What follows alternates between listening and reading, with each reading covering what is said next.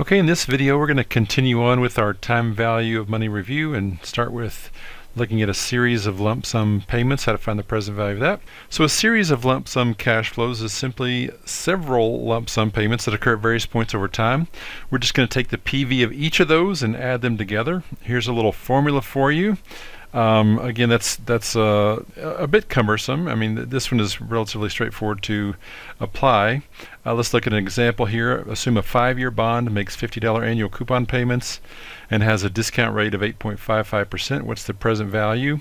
We can think of this as simply 5 different cash flows and discount each of those individually.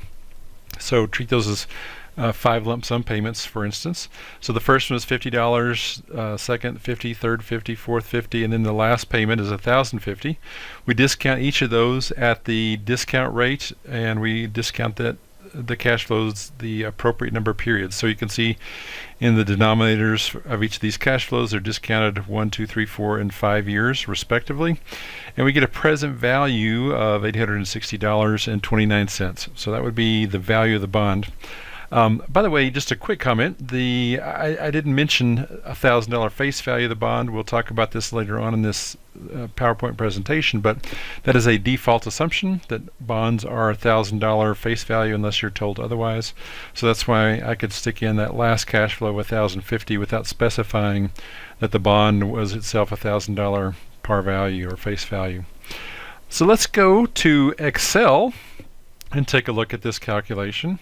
Over here on the right, we've got we can use the NPV function. That's the one that's going to be most appropriate for finding present values of a series of lump sum payments.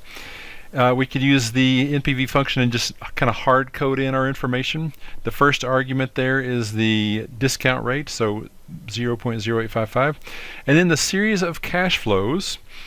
And we're going to need to start with the cash flow at time period 1. Because the NPV function discounts starting at time period 1.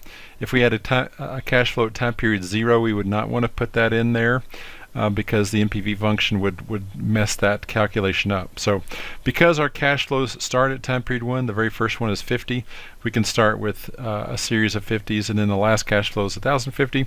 We get an NPV of $860.29. Alternatively, we could set it up as I did here with the time period and the cash flow corresponding to that time period. We've got 1, 2, 3, 4, each with $50, and then the last cash flow at time period 5 is $1,050. I could use the NPV function again down here. The first argument is the discount rate, and then I could highlight each of these cash flows. Again, because they're starting at time period 1, everything is okay. And by the way, these cash flows are occurring at even intervals over time. Then my NPV function is going to calculate appropriately.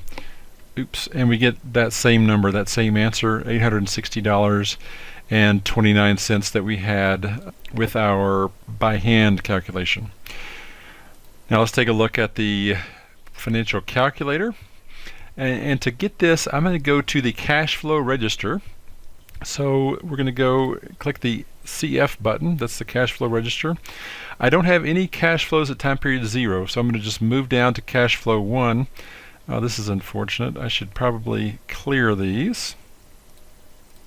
And so to clear my cash flows, I'm going to hit the second button and then this clear work. You can see that above the button there. So we're going to do that, and we've got now our cash flow register cleared. That's a very important tip for you. Anytime you're doing a new problem, it's best to clear out everything so you don't have any residual cash flows, extraneous information in your calculation that's going to throw it off. So again, there's no cash flow at time period 1. The cash flow at nothing at time period 0. At time period 1, we're going to have a $50 cash flow, so I would hit enter. And in financial calculators, you have this entry you could use, and this is the frequency. So how many times does that first cash flow occur? Now I'm going to do a little shortcut here, and I'm going to put in 4 because that cash flow, that $50 cash flow, occurs 4 times. If we look over here, 1, 2, 3, 4. So I'll put 4, hit enter.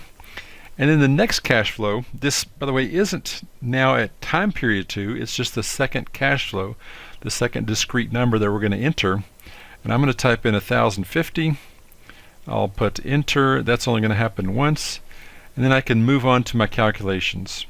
So I'm going to hit the NPV button, and now it's going to ask me for the discount rate, the interest rate here, and I will put in 8.55, enter, scroll down, and we've got NPV and it's 0. Of course that's not the answer, I just need to compute. It tells me up there, so I'll use the compute button, CPT, and I get the answer, $860.29 if we were rounding to the nearest penny. So that is how we would use the financial calculator to compute a series of lump sum payments, the present value of a series of lump sum payments. So let's go back to the slideshow here and move to the next slide. Let's move on to lump sum. So just a simple single payment, and we're going to look at future value. This is a very easy calculation. If we use this formula here, the future value is equal to the lump sum payment multiplied times 1 plus the discount rate raised to the number of periods that it's compounding now. So if we're going to grow, as an example, $895 for 8 years and have a quarterly return of 2.79%. So we've got to keep track of our periods, our periodic rates, that sort of thing. So in this case, we're told the quarterly return is 2.79%. That is our periodic discount rate. So that's going to be the R. We need to convert the years to the number of quarters, right? So we have a correspondence between the periodic rate and the number of periods. We can't have a quarterly periodic rate and a number of years because years and quarters don't correspond. So we need to multiply the 8 years times 4 to get 32 periods. You can see that down here in the calculation. So my formula tells me to take $895 and multiply that times 1 plus the periodic discount rate raised to the number of periods, and I get an answer, a result of $2,158.99. If we go to the next slide, we can use the Excel function in the financial calculator to get that same result. The future value function has a series of inputs. It asks for a series of inputs. First is the periodic interest rate. The number of periods is next, followed by the periodic payment, a lump sum, and the type. So for this particular calculation, we're going to enter in 0.0279. Yeah, because that's given to us as the quarterly discount rate. 32 is the number of periods. 0 is the periodic cash flow, and then $895 is the investment up front. And I stuck a negative sign in there because we're investing the $895. So it's kind of like leaving our checking account, going to our broker, going to our investment, and it's going to grow there, and at the end of the day, at the end of these 32 quarters, we're going to get back a cash flow, a positive cash flow of $2,158.99, assuming we earned 2.79% every quarter.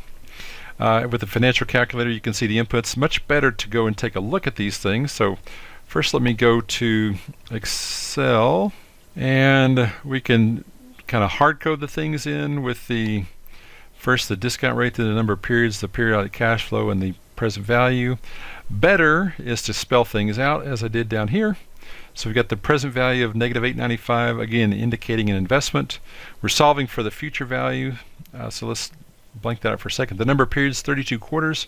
The periodic rate, that's a quarterly rate of 2.79%. There's no periodic payments, so I can just solve for the future value.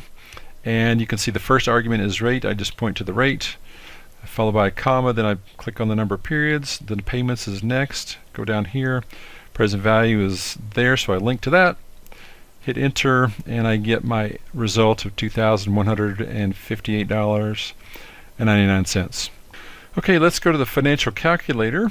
And the first thing I want to do is to clear my time value register now. So there's this little CLR TVM. I'm going to hit that second key, or the second function, and clear that all out.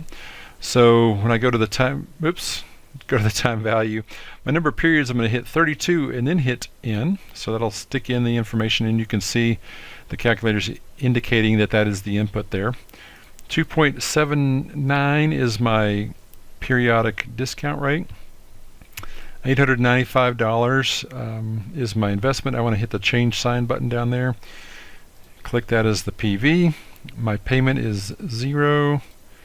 And then we want the future value. I need to hit the compute button, click on the future value, and I get a result, $2,158.99. So that's how we use the financial calculator to get that exact same result. So I'm going to go ahead and we're going to pause here. We'll pick up in the next video by looking at a series of lump sum payments, figuring out the future value of that. And I'll see you next time.